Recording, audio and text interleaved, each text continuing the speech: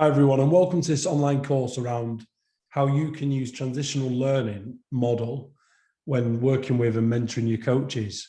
This is a workshop that I recently delivered live in a football club as part of our ongoing online and in-person CPD. And I'm going to share with you some of the presentation just to give you an insight into some of the stuff that we do. Now, for those of you who've gone on to our courses, and a big message that we're sharing throughout the platform is the role of the coach being that of a learning designer. So they're creating learning experiences and bespoke experiences to tap into the individual talent that is the player, and see each individual as a project. And within that, and building on some of our courses around the use of feedback and transitional learning model, which is part of my ongoing PhD research, we're going to share with you today a course that you can use. So if you're familiar with transitional learning, you've actually done one of our courses around the use of feedback, or if you're not, and you'd still like to learn a little bit more on how you can share this information within your club and with some of the coaches that you're working with, this is going to be a fantastic course for you. So to start off with, we're going to use augmented information with practice design. And what we mean by augmented information is information that's external from that, what the player might think. So the player, if they're passing the ball or dribbling or whatever it may be, whenever they're making a player action, they'll have their own internal information where they get feedback from the environment, from their own self-reflections and so on. So augmented is anything that's external. So it could be from a technical display, an iPad, TV, from the coach verbalizing something or showing them something. So again, we can categorize that as feedback or instruction. And in this instance, we're relating more to feedback. So it's the use of feedback coupled with practice design to guide the attentional search of the player, of the athletes. So that visual search, that scanning. And that's what we're going to talk about today. I'm going to actually share with you, building on the research that we're doing with my PhD and some of the online courses that we've got on the platform, around how you can actually take this further. So the key messages I want you to take away will be around practice design, transitional information. And for those of you that don't know, I really encourage you to check out that course around the use of feedback.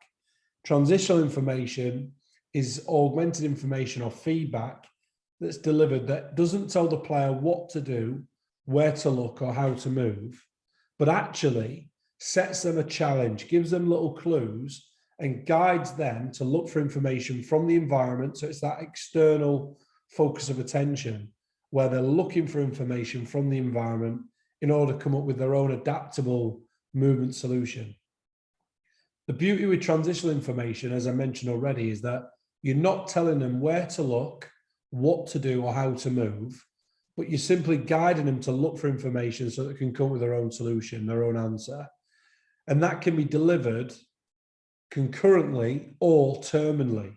So what that means is it can be delivered live, during an action, or at the end. So if you prefer to give feedback immediately after they've executed, or during the water breaks, or whatever it may be, the beauty with transitional information is that you're preparing them for that next attempt, that next try. So it's transitional, and it's based on the reality of their environment. So it's not prescriptive, explicit information, which traditionally is delivered either concurrently or terminally. But that traditional style of coaching feedback is often based around a set pattern or rule that conforms to the coach's technical model of what the answer should be. So in this instance, we're stopping the practice and we're telling the player they should have gone here or they should have done that. Or you'll often see some coaches, and we'll go into it in a little bit of detail. We'll go into it even more detail on the course, on the platform around the use of feedback. But you'll often see some coaches, even if they're using questions, they're still pretty much telling the player what to do. Whereas transitional information, you can choose. You're not giving explicit information. You're actually tapping into implicit learning. And as I mentioned already, you're trying to challenge them to solve the problem themselves. So that'll be a big part, but how that's heavily influenced with practice design. And then the role of visual search, or some of you might talk about scanning. So how we can tap into what the player perceives and where they look for information to come up with their own solution. So I want you to watch this brief video, and I want you to identify what are some of the key things, whether it be the behavior of the player or anything else that stands out to you in this short clip.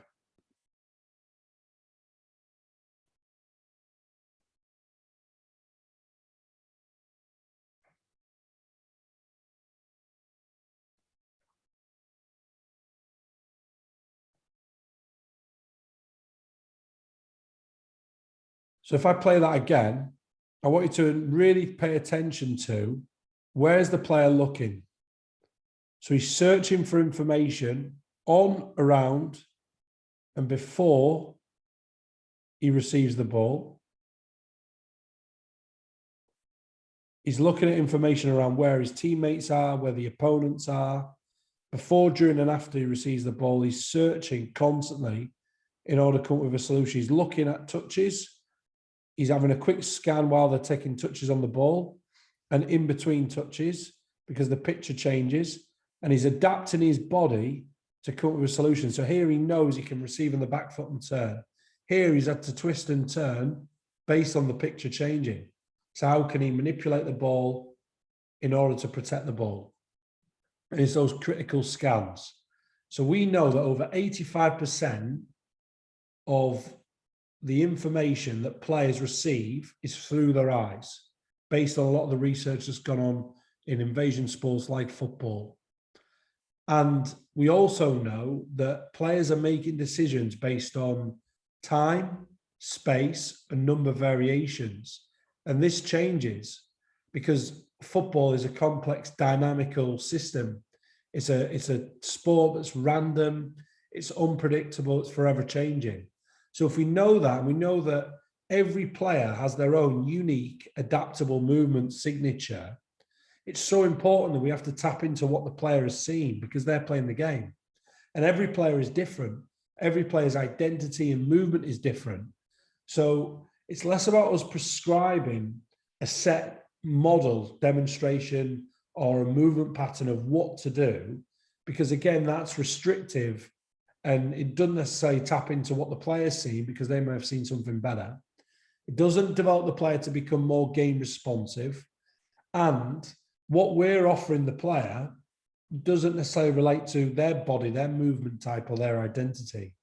So it's really important that when we're designing practices, we think about this first of all, which is how do athletes make decisions based on that perception and action coupling that builds on Gibson's works and others. And again, some of you will be familiar with this type of stuff around a constraints-led approach. So how coaches can manipulate certain constraints in order to tap into the perception of the player, what they're seeing. And remember, where you look doesn't always mean where you're attending to. So looking doesn't necessarily mean seeing. So if we're talking about developing players' ability to visually search and scan the environment for information, just because they're looking doesn't mean they're seeing. So we have to really be careful and try and support players, which is where the vocab comes in, around checking for understanding, making sure that what we say, they know exactly what we mean, so there's no ambiguity, but really ensuring that the vocab we use allows the player to have a clear picture in his mind, and it guides him so that he can come up with his own solution, gives him the tools or her the tools so they know where to identify key sources of information, whether it's the hip flexion, foot placement, where the last defender is, the spacing behind, wherever it may be, that they can use instantly within microseconds in order to come up with a solution. And again, we can manipulate constraints. So in here, there's a clear model here where we know that in order to perceive, you must act. In order to act, you must perceive. So perception and action is coupled. So it's based on information. This is a model adapted from research around Newell's work of constraints-led approach. And again, within a practice, you can manipulate individual constraints, task constraints, environmental constraints to basically allow the players to come up with different information sources so they can perceive and decide, act, execute, interact with the environment, and come up with their own functional movement solution, adaptable movement solution. So to give you real simple ones, whether it's adjusting the size of the area, manipulating the practice, having special zones, targets, where the goals are located. So how you'll manipulate equipment, how you'll use certain surfaces playing on that will be different, that will cause them a challenge. Putting players against each other, whether it's duels, whether it's 1v1s, whether it's buddying players up, if you know positionally, that will cause a good challenge. Whether it's players buddied up against a bigger player or playing against teams that are defend really, really tight and compact, and the depth between lines is very, very small.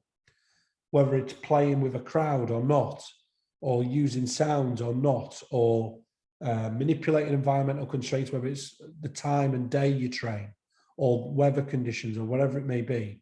These are all factors, even if you think at a basic level of how you'll adapt the practice, or even coach during a match day, to make it more challenging or less challenging to support the player.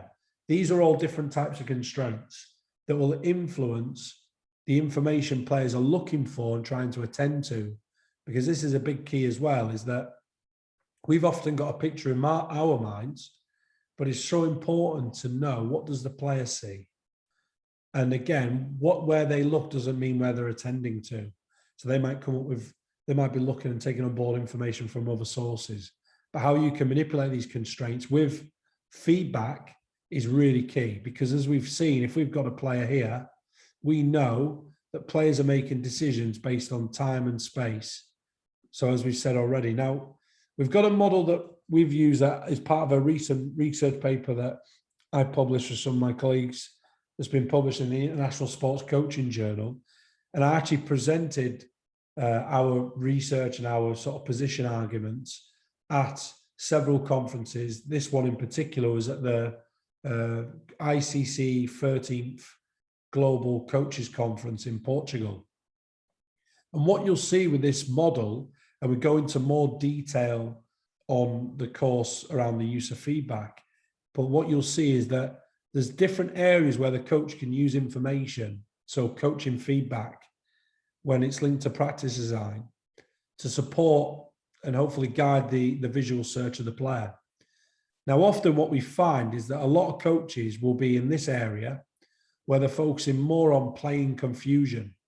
So they'll often give direct instruction, even if it's maybe sometimes semi-guided, and it'll involve often patterns or set solutions of, when the ball goes here, you come here, you do this, you do that.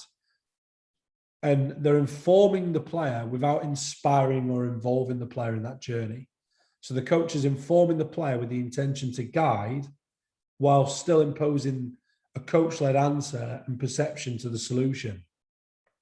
And this is done concurrently or terminally. And often it'll involve probably more towards, and there's times where it can include implicit information, but typically will be geared towards explicit and focusing around the mechanics of the skill. Sometimes it can involve implicit, depending on maybe the use of questions or whatever it may be. But even by asking a question, sometimes not knowing the answer can be a good thing, because you can go on a journey with the player as well. Sometimes they'll give the player too much information. So you might give them feedback, you might ask them a question, set them a challenge, and then tell them something else. And it's a lot of information for the player to consolidate, and it can cause often a bit of confusion. So the player is playing in confusion. They're still not quite clear on the message. And often this type of approach, similar to playing in abstract, focuses on an internal attentional search. So the coach is literally using explicit information that breaks down the mechanics of the skill. He'll focus on technique. He'll be quite concerned, or she'll be concerned around what they'll say is the technical detail. And they'll be really breaking down the mechanics, hoping that when they put them back into a game or a more random activity, it will come together again. But the danger with that, we already know, is that when you focus more on execution first and perception last, you're leading to a failure in players being able to optimally grip onto things in an environment where they can come up with their own solution, make decisions and solve problems. Because if they're faced with a problem they've never seen before, they're relying on your pattern or your drill or technique, whatever it may be, and then they see something in a game that's never happened before, the first person they're going to look to is the coach. So it develops this dependency upon the coach for feedback, rather than them becoming game responsive, self-regulating and self-learners, which is what we want.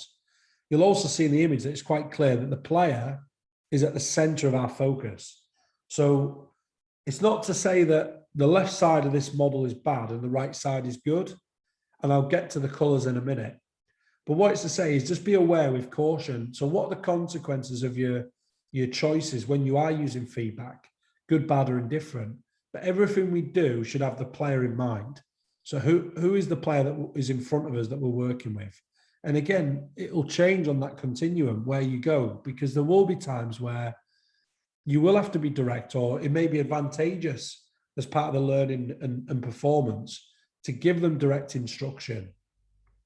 But what we'll see here, and the reason why it's red, is when coaches are giving prescriptive, traditional coaching, traditional concurrent or terminal information that's very focused, direct, and preparatory, the players relying on that explicit information, which we know breaks down under pressure when they have to rely on it compared to implicit.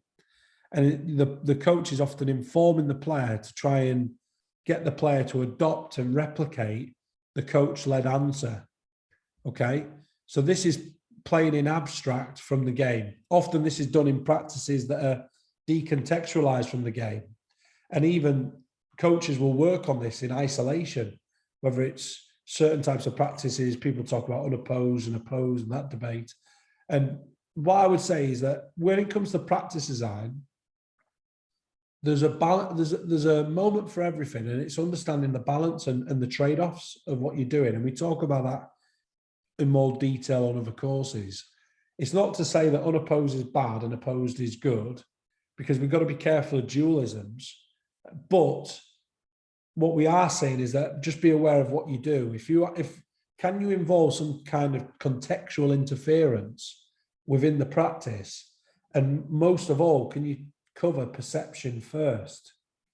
Because by covering perception and including perception in the practice, the player isn't looking for a mannequin or a cone or a metal man to get information to then come up with a solution, but they're actually basing it on what they're going to see in a game.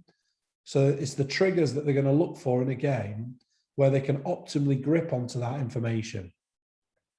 And again, there's many forms of feedback, whether it's visual, haptic, or verbal. A lot of the examples I've given you are verbal, but of course you could show them with videos, top level, what they just did in that moment, reflective tools, visuals with cones. You can move players where it's a moving object. There's a lot of ways you can do it where they can feel and sense things. But again, this is for you to decide where you use this information. The reason why you've got two ambers, red means apply with caution. So if you are going to use plain and abstract, what are you sacrificing? Are you comfortable with that? And just be careful that you don't spend too long down there and not enough time at the top end, which is allowing players to become self-learners and make decisions based on an environment that looks like the game. So the design of the practices should be representative of the game, okay? And more importantly, their game as well, which is two different things. So here it's apply with caution, because if you spend too much time, it could be a danger. Amber is do so, but again, you're aware there's more benefits potentially to amber. There's a place for it. There's a place for all of it. But amber's allowing you to recognize, go ahead. You don't necessarily go ahead, but know when to slow down or when to speed up. Red is clearly stop and think. Green is go, go, go. So playing in the future is that transitional information where you've got the best of both worlds. And this is part of the augmented information model, transitional learning model that we've published in this paper with my colleagues as part of my ongoing PhD. And that's there, you can deliver it concurrently or terminally, you're setting them clues. asking them questions, you're setting them challenges, and you're tapping into that implicit information and the environment. There's a greater focus on the environment and less on the mechanics of the skill. So players have got that external attentional search. And the beauty with that is that you're not only inspiring them, but you're involving the player in that process. So they're able to discover their own solution to the problem based on their perception, not necessarily the perception of the coach. And then amber at the bottom is where you've got a little bit of that. You can still use questions, set challenges, individual or team, give them some clues, but it might still be quite prescriptive. It's not too open. So you're playing in reaction to something. It might be something that they've seen or done, or you've seen or done. And again, it might be it's still guided, but slightly closed. So it might be, to give you an example, playing in the future, how can your action eliminate 2 or more defenders? So they'll decide whether I pass or whether I dribble, whatever, or shoot, whatever they may do. How can your pass eliminate 2 or more defenders? So then I've been quite specific. I can still deliver that transitionally, or I can be guided, concurrent, and prescriptive, but I'm quite clear, I'm narrowing the focus. And it might be in reaction to something. It might be another example where the coach says to him, where else, in this moment here, if you were to do this, what happens if you do this? Or how can you try to, where can you go? What happens if you're going to use these questions, or it might be even closed questions? When this happens, it's good or bad, clear yes and no. But again, that's playing in reaction. So they're reacting to something, that particular scenario. So the coach is trying to inspire whilst also informing and involving the player in the process to discover their solution that's guided by the coach. So you'll know where on the continuum you need to be. For the purpose of today, and part of the workshop that I delivered, I focused more on playing in the future. As part of our transitional learning model, we were looking at how we could create intentional free play, design a practice that was involving chaos learning, lots of interference. It's a game. We're playing games and creating games within games. And the coach was using transition information to guide the player. So they're coming up with their next solution. Okay, so they're playing in the future. And this taps into these 3 core areas. So in order to achieve transitional information, there's got to be these 3 core principles. Within that sort of search, discover, exploit, that perception action coupling, where the player is adapting their movements based on information from the environment. And that's within building on Newell's work around constraints-led approach, which I showed you before. There's 3 core strands to how coaches can use augmented information or feedback effective and efficiently. And that is 1, it should be individually focused. 2, it's relevant and understood. So it's clear. So often feedback given isn't feedback received and understood. And 3, it taps into the perception of the player, not the coach. Here's an example of the session plan that we did, where we actually had practice 1 and practice 2, same practice but different challenges within it. And we allowed the coaches to lead part of this practice. This was the clear session plan they got, where the players were coming into an arrival activity in practice 1, small-sided games, directional, 1 touch finish in the opponent's half. If the ball goes out of play, it was a restart with a pass or a dribble, not a throw-in, because they're on the pitch per se. So we're not seeing this pitch as a separate game. We're looking at it in the context of the wider game, in terms of the wider pitch markings. We also introduced an automatic 1v1 duel. So whoever was the first person to go out and try and get the ball, they were immediately in a 1v1 duel. So somebody else could run out and try and stop them and get the ball off them and dribble in and or pass in. So that created a bit of competition as well. And players remained on the pitch. The challenge was intentional free play. The coach didn't stop the practice initially, allowed the players to figure out what the rules of the game are and just get familiar with it. And with the challenge being, try to find the free player and do so with disguise where possible. So can you disguise and deceive? And there was rewards around that, with questions around how can you control the speed of the attack in order to exploit space to score. And they were playing for a certain amount of time and had rest periods. Now, throughout this, the coaches were guided by our 4C approach, which I shared with them, which we talk about on other courses, which is choices, competition, challenge, and clarity. So there's got to be decisions to make, problems to solve. So there's clear consequences to actions. It looks like the game, involves transition and so on. It's competitive, it's fun, it's exciting. It's a motivation for the players. There's little goals of scoring.